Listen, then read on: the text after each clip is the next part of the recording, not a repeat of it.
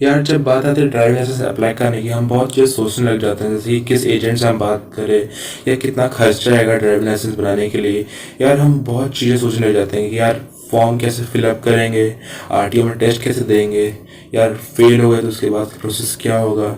यार तो फिर आज मैं अपने इस वीडियो में आपको हर सारे डाउट क्लियर करूँगा। यार सबसे पहले ना आपको कोई भी ब्राउजिंग साइट जैसे क्रोम हो गया, यूसी ब्राउज़र या जो भी ब्राउज़र साइट है, उसमें आपको सिंपली परिवहन सेवा का पोर्टल ओपन करना है। इसके लिए आप सिंपली टाइप करना है परिवहन सेवा।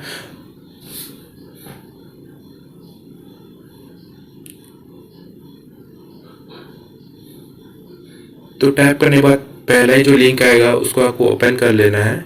इसका https://परिवहन.gov.in। इसमें आपको दो ऑप्शन मिलेंगे, व्हीकल रजिस्ट्रेशन सर्विस रिलेटेड और ड्राइविंग लाइसेंस रिलेटेड सर्विसेज। तो हमें ड्राइविंग लाइसेंस से काम है, तो हम ड्राइव इस लिंक को क्लिक करेंगे, सेकेंड वाले ऑप्शन को। ठीक है। तो अब जो पहले जो ऑप्शन था उसमें आप अपने इस पोर्टल से आप अपने कोई भी डिटेल्स चेक कर सकते हैं, जैसे आपकी आरसी डिटेल्स, आपकी गाड़ी किसके नाम पर है, आपको कौन सा टैक्स बचा हुआ है, आप जितनी भी चीज़ें चाहें उतनी चीज़ें आप इससे जान सकते हैं। तो हमें से कोई काम नहीं है, तो हम सीधे आते हैं हमारे लाइसेंस के पास। तो यहाँ इस फेज में आपको अपना स्टेट सेलेक्ट करना है। अब जिस स्टेट में करेंटली प्रेजेंट है वही स्टेट आपको सेलेक्ट करना है इसमें। अब दूसरा कोई स्टेट सेलेक्ट नहीं कीजिएगा। ठीक है। तो मैं अभी छत्तीसगढ़ का हूँ, इसलिए मैं छत्तीसगढ़ सेलेक्ट करूँगा। आप जिस स्टेट के हो आपको बस वही स्टेट सेलेक्ट करना है। ठीक है। तो आपके पास ऐसा इंटरफेस आएगा। इसमें आने के बाद इसमें आपको बहुत ऑप्शन मिलेंगे। आपको जैसे अप्लाई ऑनलाइन या कोई स्लॉट आपको इंक्वायर करना है, या अपना ड्राइविंग लाइसेंस प्रिंट करवाना है या लर्निंग लाइसेंस प्रिंट करवाना है। आपको बहुत सारे ऑप्शन मिलेंगे इसमें करने के लिए। तो हमें लाइसेंस अप्लाई करना है, तो फर्स्ट ऑप्शन जो है अप्लाई ऑनलाइन, तो हमें जस्ट उसको क्लिक करना है। तो इसमें आपको जो ऑप्शंस मिलेंगे, न्यू लाइसेंस के लिए अप्लाई करना है, या ड्राइविंग लाइसेंस के लिए अप्लाई करना है, या वो कंडक्टर लाइसेंस के लिए अप्लाई करना है, या आपको अपना डीएल सर्च में आपको जो ड्राइविंग लाइसेंस को सर्च ढूंढना है नेट में, उसको भी आप कर सकते हैं। तो हमें लाइसेंस अप्लाई करना है, तो फर्स्ट ऑप्शन सेलेक्ट करेंगे। उसके बाद आपके पास इतना इंटरफेस है कि आपको ये सब सारे डॉक्यूमेंट्स चाहिए। फीस पेमेंट करना है आपको, फिर वेरीफाई करना है आपको जो फीस आपने पेमेंट किया वो आया है कि नहीं। फिर आपको जो रेसिप्ट मिलेगा फीस पेमेंट कंफर्म होने के बाद, आपको उस रेसिप्ट अपने पास रखना है। और साथ ही उसके बाद आपको एल स्लॉट बुक करना है कि आप किस दिन आप आरटीओ जाएंगे टेस्ट देने के लिए। ठीक है। आप इन चीज़ों का ध्यान रखिएगा। तो हम आगे बढ़ते हैं। आगे बढ़ने के बाद ये आपका आएगा। लोग कंफ्यूज हो जाते हैं इस फेज में। इस फेज में आपको मांगने लगता है ड्राइविंग लाइसेंस नंबर। यार हम कंफ्यूज इस चीज़ का होते हैं, हम सोचते हैं अब किसी रिलेटिव का लाइसेंस नंबर देंगे तो उसके बेसिस पे हमारी बनेगा। तो ये पूरी चीज़ गलत है। यहाँ आपको कुछ नहीं करना है। ठीक है। मैं लिख देता हूँ, डू नथिंग। यहाँ आपको कुछ भी नहीं करना है। सिंपली नीचे जो फेज है सबमिट, सबमिट पर सिंपली क्लिक करना है। ठीक है। तो मैं फिर से बात, इसमें आपको कुछ नहीं करना है। ठीक है। यहाँ जो सबमिट लिखा हुआ है, सिंपली जो सबमिट को क्लिक करना है आपको। जैसे आप सबमिट को क्लिक करेंगे तो ऐसे का इंटरफेस आएगा। तो ये आपको फॉर्म फिलअप, आपको ये पूरा फॉर्म करेक्टली फिलअप करना है। तो पहला जो मांगता है वो कुछ स्टेट, आप किस स्टेट है प्रेजेंटली है। तो मैंने छत्तीसगढ़ से छत्तीसगढ़ मांग दिया है इसमें। तो छत्तीसगढ़ में इतने सारे आरटीओ प्रेजेंट है, तो आपको अपने नियरेस्ट आरटीओ को सेलेक्ट करना है। सिर्फ नियरेस्ट आरटीओ मेरा दुर्ग है, तो इसलिए मैंने दूर सेलेक्ट किया। इसके बाद आपको पर्सनल डिटेल्स देना है। इसमें मेरा आपका नाम करेक्ट, आपको यहाँ अपना करेक्ट नाम यूज़ करना है जो कि आपके आधार कार्ड या स्कूल सर्टिफिकेट में प्रिंटेड है। आप कोई दूसरा नाम यहाँ पे अप्लाई मत कीजिएगा। तो मैंने आपको बस सिखा रहा हूँ कैसे अप्लाई करते। तो मैं अपने चाइल्ड का नाम डालता हूँ इसमें। तो रिलेशन में आप चाहे तो अपने पिताजी, फादर, मदर, गार्जियन या हस्बैंड, जो भी आप चाहे तो वो आप सेलेक्ट कर सकते हैं।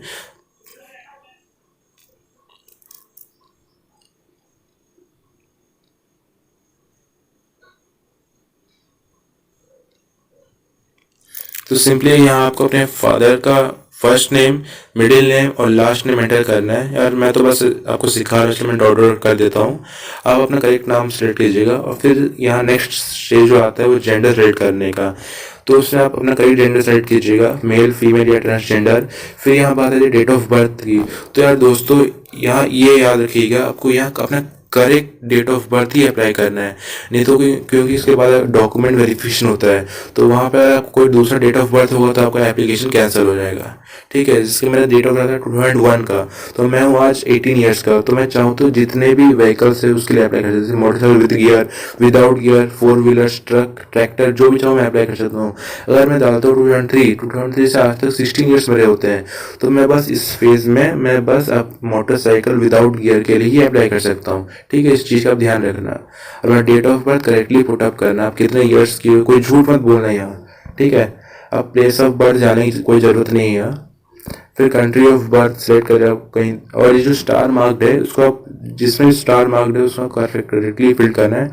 तो यहाँ बात है क्वालिफिकेशन की, आपको इतनी सारी क्वालिफिकेशन दिया है, उसमें से आपको जो भी क्वालिफिकेशन आपने फिल मतलब आपने हासिल की है तो बस वही भरना है। फिर यहाँ नेक्स्ट आता है ब्लड ग्रुप की, तो आपको अगर पता है अपने ब्लड ग्रुप तो आप डाल सकते हो अपना ब्लड ग्रुप, आपको नहीं पता आप उस चीज़ को skip कर सकते हो।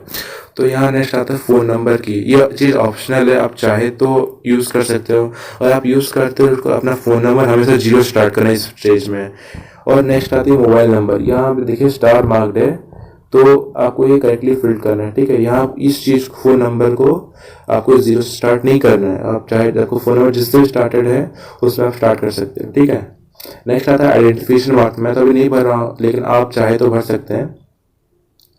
अब आता है ये स्टेज आपके जैसे कि प्रेजेंट एड्रेस, आपको वही एड्रेस सेलेक्ट करना है जहाँ पे आप करेंटली मौजूद हो, और आपको ध्यान रखना है कि उस एड्रेस का आपके पास प्रूफ हो कि हाँ मैं उस एड्रेस में रह रहा हूँ, या तो आपके पिताजी का, आपके गार्जियन का, जिनका भी इनके नाम पर वो घर हो, उनका एक स्लिप रखिएगा अपने पास जो कि आपको प्रूफ करता हो कि आप उस एड्रेस में रहते हो। ठीक है, और duration of state present address को अब भरने की कोई ज़रूरत नहीं है।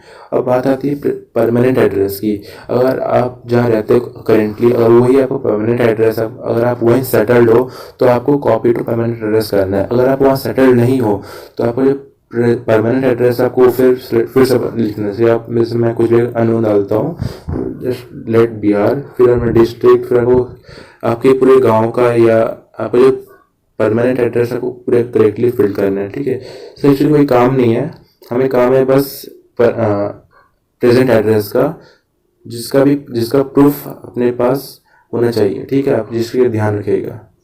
इसके बाद आती है जैसे मैं सेलेक्ट किया था 18 ईयर्स, तो मैं 18 ईयर्स का हूँ, तो मैं चाहूँ तो इसमें से जो भी व्हीकल्स के लिए अप्लाई कर सकता हूँ। तो मुझे बस 4 व्हीलर या और 2 व्हीलर के लिए अप्लाई करना है। तो अगर आप सेलेक्ट करो तो मोटरसाइकिल विद गियर, उसके अंडर मोटरसाइकिल विदाउट गियर भी आता है, इसलिए आपको मोटरसाइकिल विदाउट गियर डालने की कोई ज़रूरत नहीं है, लेकिन मैं अप्लाई कर देता हूँ, बट आप अप्लाई मत कीजिएगा। फिर आपको जो ब्लू अभी पैनल दिखे थे आपको लेफ्ट साइड वाले और राइट साइड वाले, उसको पहले आपको लेफ्ट राइट वाला क्लिक करना है, फिर आपको लेफ्ट वाला क्लिक करना है, फिर आपको बुक करना है। ठीक है, जैसे कि मैं डालता हूँ 16 ईयर्स, 23 में डालता हूँ, एज 16 ईयर्स के हो गए, तो मैं बस मोटरसाइकिल विदाउट गियर के लिए अप्लाई कर सकता हूँ। ठीक है, इस चीज़ का करेक्टली ध्यान रखिएगा। ठीक है, तो मैं 18 ईयर्स के पुट करता हूँ। अब देखिए मेरे ऑप्शंस चेंज हो गए। ठीक है,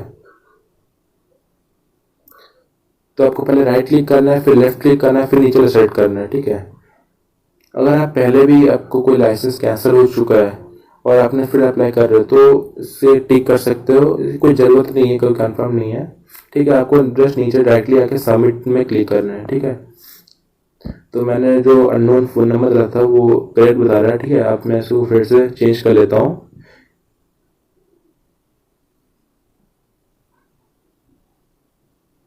या आपको वही मोबाइल नंबर डालना है जो आपके पास प्रेजेंटली मौजूद हो, क्योंकि सारे मैसेजेस आपको उसी फ़ोन नंबर में मिलेंगे। ठीक है, अब मैं डायरेक्टली सबमिट करता हूँ, आपको ओके क्लिक करना है और आपका जो फॉर्म है वो सबमिट हो जाएगा। ठीक है, और मेरा फॉर्म सबमिट हो गया और ये मेरा लाइसेंस के लिए अप्लाई हो गया।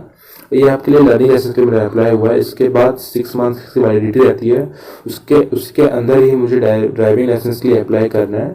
ठीक है, तो ये सारे इसका जो स्लिप है, एक्नॉलेजमेंट स्लिप, वो ऐसा कुछ इंटरफेस दिखता है आपको। इसके लिए ना आपको नेक्स्ट जो फेज है अपलोड डॉक्यूमेंट्स, उसमें आपको अपना एज प्रूफ लगेगा, एड्रेस प्रूफ लगेगा और फॉर्म 1 का डॉक्यूमेंट लगेगा। तो आप कुछ नीचे आएंगे तो आपको सारे जो फॉर्म्स के साथ मिलेंगे वो कुछ आपको डाउनलोड करके रखना है अपने पास। और एक चीज़ ध्यान रखिएगा, इसमें जो आरटीओ का एड्रेस दिया आपको उसी आरटीओ में लेके ये सब डॉक्यूमेंट लेके जाना अपने टेस्ट के लिए, ठीक है। आप कोई दूसरा आरटीओ नहीं जाएंगे। तो यहाँ पे जो जितने फॉर्म्स दिख रहे हैं आपको, एप्लीकेशन फॉर्म प्रिंट फॉर्म 1, सबका को डाउनलोड करके उसका प्रिंट निकाल के रखना है। तो जो फॉर्म 2 ये प्री फिल्ड आपको कोई फिलअप करने की ज़रूरत नहीं है। मैं अपने नेक्स्ट वीडियो में बताऊँगा कि यार इसके नेक्स्ट स्टेप्स क्या करने हैं, को फॉर्म कैसे फिलअप करना है। एक्चुअली फिलअप तो है लेकिन को अरेंज कैसे करना है आरटीओ में जाने के लिए, और आरटीओ में कैसे टेस्ट कैसे कैसे क्वेश्चन पूछे जाएंगे आपसे, ठीक है। वो बात की बात है। और ये सारे फॉर्म आपको डाउनलोड करके रखना है। सीएमबी फॉर्म 1 हो गया। तो और एक चीज़ ध्यान रखिए कि ये जो फॉर्म है सीएमबी फॉर्म 1, इसको आपको बस हॉस्पिटल से ही भरवाना है। आप खुद कुछ मत कीजिएगा। ये हॉस्पिटल में जो डॉक्टर होंगे वो आपको चेक करेंगे और वही इस फॉर्म को फिलअप करेंगे, ठीक है।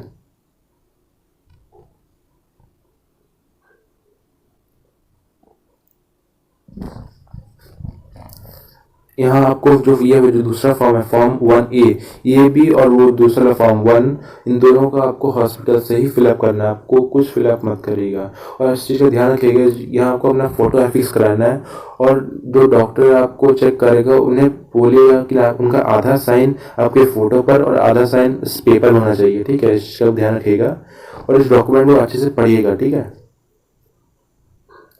तो ये प्रिंट एक्नॉलेजमेंट ये आपको जब आरटीओ जाएंगे तब ये इसकी ज़रूरत पड़ेगी। आप इसका प्रिंट आउट निकाल के रख लीजिएगा अपने पास। तो हम आ जाते हैं इसके नेक्स्ट स्टेप्स में। तो आपको बस नेक्स्ट पर क्लिक करना है। तो उसमें कुछ ऐसा इंटरफेस आपको देखना पड़ेगा। ये आपका पूरा फॉर्म है जो आपने फिलअप किया। तो आपको अपना एप्लीकेशन नंबर, आपके फादर्स नेम, आपके कौन से आरटीओ में आप जाना चाहोगे, तो सब सारी डिटेल्स इसमें दी हुई है। आप और मैंने कौन सी व्हीकल्स के लिए अप्लाई किया था, सारी डिटेल्स इसमें मिलेगी। आपको जो नेक्स्ट स्टेप होगा उसमें आपको अपने सारे डॉक्यूमेंट्स अपलोड करना पड़ेगा, ठीक है। तो आपको सिंपली डॉक्यूमेंट अपलोड सेक्शन को क्लिक करना है और प्रोसीड कर देना है। यहाँ पे आपको 3 डॉक्यूमेंट, ये आपका एप्लीकेशन नंबर है, वो डेट ऑफ बर्थ है, आपको सबमिट कीजिएगा। जैसा इंटरफेस आएगा यहाँ भी आपको ओके क्लिक करना, कुछ नहीं करना। इस स्टेप में आपको डॉक्यूमेंट अपलोड करना है, ठीक है। यहाँ पे आपको एज प्रूफ, आपका address proof, present address proof of form 1। First लेता हूँ एज प्रूफ। एज प्रूफ में आप स्कूल सर्टिफिकेट या Aadhaar card with date of birth वो आप अपलोड कर सकते हैं। और जो आधार कार्ड होगा वो नेट से अपलोडेड किया हुआ होगा, ठीक है। और इसकी जो फाइल की साइज होगी वो 200 KB के अंदर ही होनी चाहिए, ठीक है। तो मैं कोई भी एक इमेजरी फोटो डाल देता हूँ, बट लेकिन आप अपना करंट आधार कार्ड ही अपलोड कीजिएगा, फ्रंट साइड और बैक साइड, या पूरा फॉर्म नेट से डाउनलोड किया हुआ, ठीक है। तो आप डायरेक्टली अपलोड कर दीजिएगा। और अपलोड करने के बाद ऐसा इंटरफेस आएगा, तो नीचे जाएगा, इसे आप कन्फर्म पे क्लिक कीजिएगा, ठीक है। तो फर्स्ट फॉर्म हमारा अपलोड हो गया। हम आते हैं नेक्स्ट फॉर्म में एड्रेस प्रूफ। ये चीज़ का अच्छे से ध्यान रखिएगा। आपके जो एड्रेस प्रूफ होना चाहिए प्रेजेंट का, वो आपके नाम पे या आपके पिताजी या किसी के नाम पे करेक्टली होनी चाहिए। और प्रूफ में आप दे सकते हैं अपना इलेक्ट्रिक बिल दे सकते हैं, या कोई रेजिडेंस सर्टिफिकेट जो गवर्नमेंट से होंगे वो आपको अपलोड करना है। तो मैं सेलेक्ट करके अपलोड कर देता हूँ।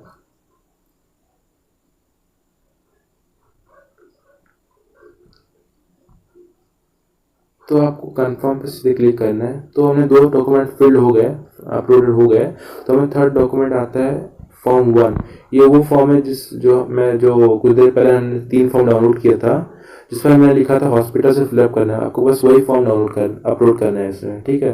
तो रिसेंट्स में तो नहीं है, आई थिंक सो डाउनलोड मैंने किया था, तो उसमें आप होगा।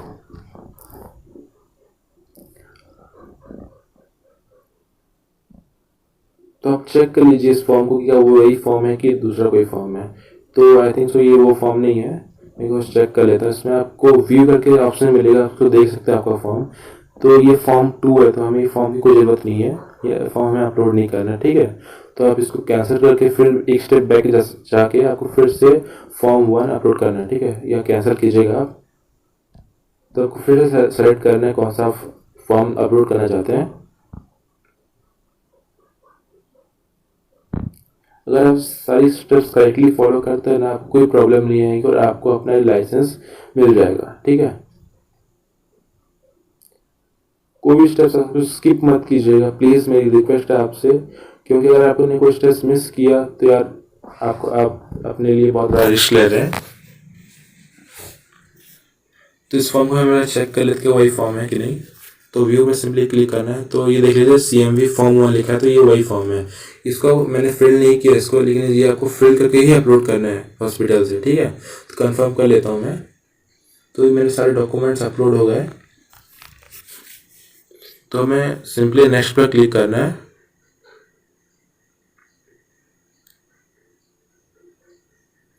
तो डॉक्यूमेंट अपलोड करने के बाद हमें जो नेक्स्ट स्टेप आता है वो आके पेमेंट पर आता है, हमें पेमेंट करना पड़ता है, ठीक है। तो कुछ स्टेप्स नीचे आएंगे तो फीस पेमेंट। तो आप ये चीज़ ध्यान लीजिए, जब हम किसी एजेंट के पास जाते हैं तो हमें बोलता है 3,000 4,000 या उससे भी ज़्यादा, लेकिन जो ओरिजिनल प्राइस रहता है वो आप देख लीजिए बस 150 रुपये रहता है, ठीक है।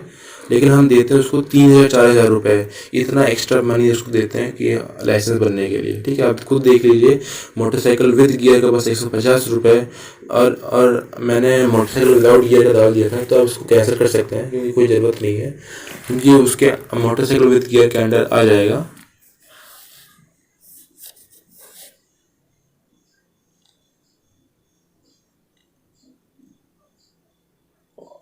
और ये जो 4 व्हीलर व्हीकल का light light motor vehicle 4 wheeler vehicle का, उसका भी जो फीस है 150 रुपीज़ है। तो ओवरऑल आपका कोई भी व्हीकल आप सेलेक्ट करोगे बस उसका 150 रुपीज़ आपको पे करना है, लेकिन हम पे करते हैं 3,000 4,000 रुपये एजेंट से।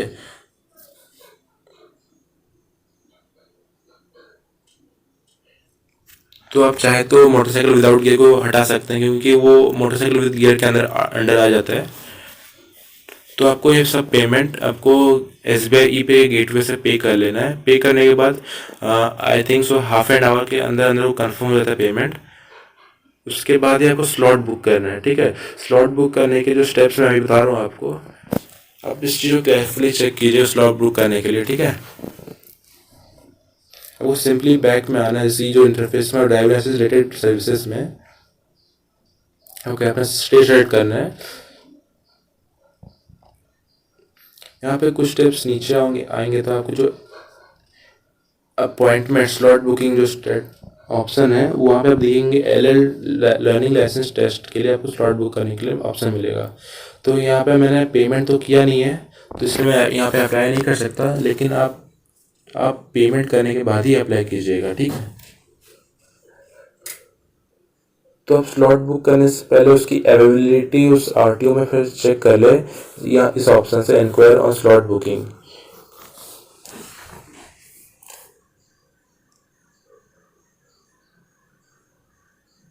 तो आपको यहाँ एनीस RTO के ऑप्शन में क्लिक करना है। तो यहाँ पे इतने स्लॉट्स अवेलेबल है, तो थर्सडे को फ्राइडे को 100 और 136 स्लॉट्स अवेलेबल है, इसमें सब कोई भी स्लॉट बुक कर सकते हैं, ठीक है। लेकिन पेमेंट करने के बाद। तो मेरे वीडियो बनाने के लिए आपका धन्यवाद। घर में रहे और सुरक्षित रहे और मेरे चैनल से जुड़े रहे, आपका धन्यवाद। तो मैं अपने नेक्स्ट वीडियो में बताऊंगा आपको किन किन बातों का ध्यान रखना मेरे फॉर्म को भरते समय, और आपको RTO में क्या क्या स्टेप्स फॉलो करना है जाके आपका जो फॉर्म है लाइसेंस के लिए वो कैंसिल ना हो। तो मेरे इस वीडियो को देखने के लिए आपका धन्यवाद। प्लीज़ आपको रिक्वेस्ट है इस चैनल को सब्सक्राइब कर लीजिए और लाइक कीजिएगा, और चैनल को जितना चाहे उतना शेयर कीजिएगा।